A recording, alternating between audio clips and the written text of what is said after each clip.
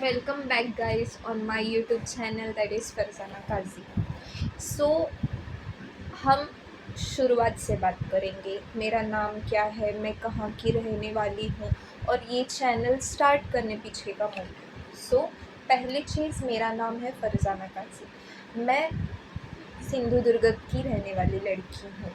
उसके बाद मैंने मेरा स्टडी कहाँ तक कंप्लीट किया है, तो मैं जस्ट पास आउट हूँ एम.फार्म फ्रॉम फार्माकोलॉजी सब्जेक्ट। बेसिकली अभी मैं जॉब के लिए ट्राई कर रही हूँ। तो ये चैनल स्टार्ट करने पीछे का मेरा मोटिव क्या है, तो मैं आपको मेरी स्टार्ट से जर्नी बताती हूँ। 1 to 7 standard ranker, 8 to 10 standard कहीं तो नीचे आ जाना, फिर 11th-12th में फिर से रैंकर्स पर चढ़ना। 11th-12th के बाद कौन सी साइड जाना पता नहीं। मोटिव क्या था हमारा, BDS करने का, दैट इज़ अ डेंटिस्टरी स्टडी। उसके लिए हमने क्या किया, नीट एग्ज़ाम दी। नीट एग्ज़ाम देने के बाद क्या हुआ, क्वालिफाई हो गए। अभी बात कहाँ आ रही थी, क्या कोई हमें सपोर्ट करने के लिए रेडी नहीं था, तो हमें कौन सा रास्ता चूज़ करना पड़ा, फार्मेसी का रास्ता चूज़ करना पड़ा। तो ठीक है, फार्मेसी 2 इयर्स के लिए डिप्लोमा इन फार्मेसी कर लेते हैं, लाइसेंस मिल जाएगा, that all the things in our mind.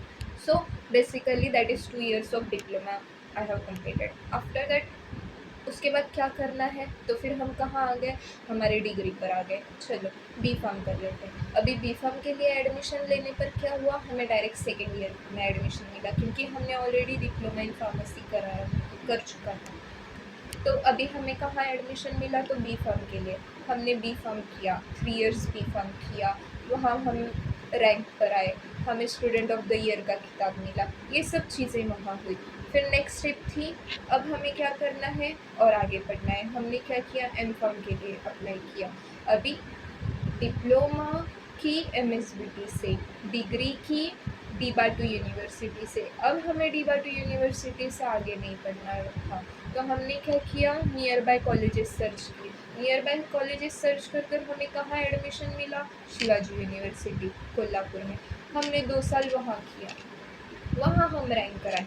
अब बात आ जाती है जॉब के लिए अप्लाई करने के लिए। अभी अगर हम M.Pharm पास आउट है, हमें 2 रास्ते चूज़ करने पड़ते हैं। एक तो हम MBA के लिए चले जाएँ, मार्केटिंग वगैरह स्टार्ट यानी मार्केटिंग का स्टडी स्टार्ट करें, या सेकेंड चीज़ होती है आप प्रोफेसर बोलकर एक कॉलेज में लग जाएँ। उसके अलावा भी होता है आप R&D डिपार्टमेंट वगैरह, जो भी इंडस्ट्रियल में आपका जो रोल होता है वहाँ पर आप लग जाएँ, बराबर। अब मैंने चूज़ किया, अच्छा जॉब मिलने से पहला हम प्रोफेसर कोई भी कॉलेज में असिस्टेंट प्रोफेसर का जॉब करेंगे। अभी प्रोफेसर के लिए जॉब ढूंढना इज़ मोस्ट डिफ़िकल्ट। तो हमने हमारे जितने भी कॉलेजेस हैं हमारे सिंधुदुर्ग में, हमने सब सर्च किए। अभी जो कॉलेजेस है वहाँ पर क्या बताया जा रहा है, हमें जाकर मिलकर उनको रिज्यूम देकर सब आ गए। अब उनका कहना क्या है, हमारे पास वैकेंसी नहीं है, हमारे पास इतना स्टाफ ऑलरेडी है, हमें अभी और स्टाफ की ज़रूरत नहीं है। दूसरे कॉलेजेस में गए, वहाँ उनका कहना है कि हमारे पास भी वैकेंसीज नहीं है। तो फिर हम करने का क्या, अगर आप हमें स्टार्ट करने के लिए देंगे ही नहीं, वो हमें पूछते हैं आपका एक्सपीरियंस पर। अगर हम फ्रेशर हैं, अगर आप ही हमें स्टार्ट करने को देंगे नहीं, तो कैसा हमारा एक्सपीरियंस बढ़ेगा। So that's the first thing. Second thing, जब भी आपको पता है इंडस्ट्री में वगैरह अगर आप जॉब करने को चाहेंगे, for ladies it is not proper. Day shift हो, नाइट शिफ्ट हो, इतना टाइम वर्क करो, इतना करो, it's not appropriate for ladies as per my way. So basically जो सेफ होता है वही हम देखेंगे, या फिर R&D भी होता है, वो भी ठीक होता है, पर वो भी करने के लिए वो पूछेंगे एक्सपीरियंस चाहिए, ये चाहिए, वो चाहिए। नहीं है हमारे पास, हम फ्रेशर्स हैं। सो बेसिकली हमें क्या चाहिए, हमें हमारे नॉलेज पर फोकस करना चाहिए। जब भी हम 2 साल का या 3 साल का या 4 साल का डिग्री या डिप्लोमा कंप्लीट कर रहे हैं, तो ड्यूरिंग स्टडी हमें सिर्फ इतना फोकस नहीं करना चाहिए कि हमें पेपर्स में इतने मार्क्स चाहिए, पेपर्स में उतने मार्क्स चाहिए, हमें रैंक कराना चाहिए, बिल्कुल भी नहीं। अगर आप सिलेबस वाइज जाएंगे और अगर आप अपने जॉब से कंपेयर करेंगे, बहुत डिफरेंस है जो हमें पढ़ाया जाता है और जो हमें जॉब में करना होता है, ज़मीन आसमान का फ़र्क होता है उस चीज़ में। तो ज़्यादा से ज़्यादा नॉलेज गेन करने पर फोकस कीजिए, ज़्यादा से ज़्यादा अपने स्किल्स इन्हांस करने पर अपना फोकस होना चाहिए। उसी के साथ हमें इंटर्नशिप कंप्लीट करने पर फोकस होना चाहिए। आपको पूछा जाता है आपने इंटर्नशिप की है, कहाँ की है, कितने महीने की है, कौन-कौन सी जगह की है? So this is the first thing जो हमें जॉब या इंटरव्यू में पूछा जाता है। अभी जो आईटी सेक्टर के जो बच्चे होते हैं, वो क्या करते हैं ड्यूरिंग उन लोग के कॉलेज के टाइम में वो क्या करते हैं, 3 महीने का साल में 2 बार वो इंटर्नशिप कर लेते हैं। उसकी वजह से क्या हो जाता है, उनका रिज़्यूम स्ट्रॉन्ग हो जाता है। उनको क्या हो जाता है, वो पेड इंटर्नशिप भी करना पसंद करते हैं, क्योंकि उन्हें पता होता है 2-3 साल बाद उनको जब इंटरव्यू या जॉब के लिए पूछा जाएगा, उनको पूछा जाएगा इंटरव्यू कहाँ सॉरी इंटर्नशिप कहाँ की है, ये सब पूछा जाएगा। तो उनके पास क्या होता है, स्ट्रॉन्ग बैकग्राउंड होता है, उन्होंने साल में 2 बार इंटर्नशिप की होती है। अगर पेड इंटर्नशिप भी है तो इट इज़ ओके, अगर आपको जॉब के लिए वो हेल्पफुल है तो basically that thing you have to take in your mind that just studying is not enough. You have to enhance your skill, you have to enhance your knowledge. आपके पास कोई ना कोई स्किल होना इज़ वेरी मच इम्पॉर्टेंट। अब जब मैं degree को थी यानी बी फार्म को थी, तब हमारे टाइम पर का एक स्कोप था, तो मेडिकल कोडिंग का स्कोप था, बराबर। हम पढ़ रहे हैं, सेकेंड ईयर में हूँ मैं, थर्ड ईयर फोर्थ ईयर होना बाकी है, फिर हम जॉब पर लगेंगे। तब तक हमें क्या करना है, पढ़ाई करनी है, और उसके बाद हमें क्या करना है, मेडिकल कोडिंग के लिए अप्लाई करना है, बराबर। 2 साल हो गए, हम मेडिकल कोडिंग को अप्लाई करने जा रहे हैं, क्या हो रहा है, उधर ऑलरेडी मेडिकल कोडिंग के लिए बहुत सारे यानी वैकेंसीज ही नहीं है, सब वैकेंसी फुल है, ये प्रॉब्लम हो रहा है।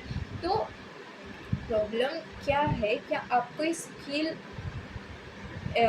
खुद में ये कर रहे हैं, ये गलत बात नहीं है, पर एक आपको फ्यूचर का भी ध्यान रखकर आप जो भी स्किल या जो भी कोर्सेस आप कर रहे हैं वो ध्यान में रख कर करना चाहिए। अभी करंटली हमें किस चीज़ में स्कोप है, तो अभी एआई आ गया है, आर्टिफिशियल इंटेलिजेंस। तो आर्टिफिशियल इंटेलिजेंस के रिलेटेड जो भी आप जॉब्स है, जहाँ जॉब्स है, उनको जो जो स्किल्स की ज़रूरत है हमें वो एनहांस करनी चाहिए। हमारा एजुकेशन सिस्टम भी ऐसा है क्या, वो हमें स्किल्स से ज़्यादा फोकस हमारे पढ़ाई पर करने को लगा रहा है। तो पेपर्स में मार्क्स लाओ, पास हो, इतने मार्क्स लाओ, उतने मार्क्स लाओ, क्या होता है उससे, सिर्फ कॉलेज का नाम होता है। हमें उसका कुछ फ़ायदा नहीं कि हम इतने मार्क्स लाएंगे, उतने मार्क्स लाएंगे, हमारा उसमें कुछ फ़ायदा नहीं होता है। पूरा का पूरा फ़ायदा क्या होता है, कॉलेज का होता है, बराबर। आपको कोई पूछेगा नहीं आपको 10th में कितने मार्क्स थे, 12th में कितने मार्क्स थे, वो क्या पूछेंगे, आपका स्किल्स देखेंगे, आपका नॉलेज देखेंगे इंटरव्यू लेते वक्त। ये क्या है, पेपर का पन्ना है, वो क्या बोलेंगे, ये आज है कल नहीं। इससे अच्छा हमें हमारे स्किल एनहांस करने पर फोकस करना चाहिए। सो मेरा मोटिव इतना ही है आपको बताने के पीछे का, कि आप पढ़ाई के साथ साथ अपने स्किल्स भी एनहांस करने पर फोकस करें। बहुत सारे फ्री इंटर्नशिप होते हैं जो आपको सर्टिफिकेट प्रोवाइड करते हैं, जिसमें आपको नॉलेज गेन कर कर, खुद को प्रूफ कर कर, कुछ टेस्ट देकर आपको फिर वो सर्टिफिकेट अचीव करना होता है, और वो आपके इंटरव्यू और रिलेटेड जॉब्स के लिए बहुत यूज़फुल होता है। So my journey from diploma in pharmacy to M.Pharm in pharmacy, that is currently I am passed from M.Pharm pharmacy. So in future और भी गोल्स हैं जो मैं कंप्लीट करूँगी, पर मेरा ये चैनल ओपन करने पीछे का इतना ही मोटिव है कि जो प्रॉब्लम्स मैंने फेस किए हैं वो आप फेस ना करें। और भी बहुत सारे प्रॉब्लम्स हैं जो हमने फेस किए हैं, पर वो आपको फेस करने नहीं दूँगी। इसके लिए जो जो लेक्चर वीडियो थ्रू मैं आपको बताती जाऊँगी कि हमें कौन से वक्त पर कौन से पॉइंट पर फोकस करना है। फार्मेसी रिलेटेड जो भी सभी इन्फॉर्मेशन है मैं आपको बताती जाऊँगी। जो जो नई वैकेंसीज आती है वो बताती जाऊँगी। न्यू एग्ज़ाम्स वगैरह का जो अपडेट होता है वो बताती जाऊँगी। So from next video we can continue for our various topics related to pharmacy. मैं एक एक टॉपिक कवर करती जाऊँगी। जो भी सब्जेक्ट फर्स्ट स्टार्ट करना है आप मुझे बताइए, मैं वो सब्जेक्ट स्टार्ट करूँगी। अगर फार्मेकोलॉजी फर्स्ट स्टार्ट करना है तो हम वो स्टार्ट कर सकते हैं। तो कमेंट्स में मुझे बताते जाइए कि मैं कौन सा सब्जेक्ट स्टार्ट करूँ। Okay, stay tuned, bye bye.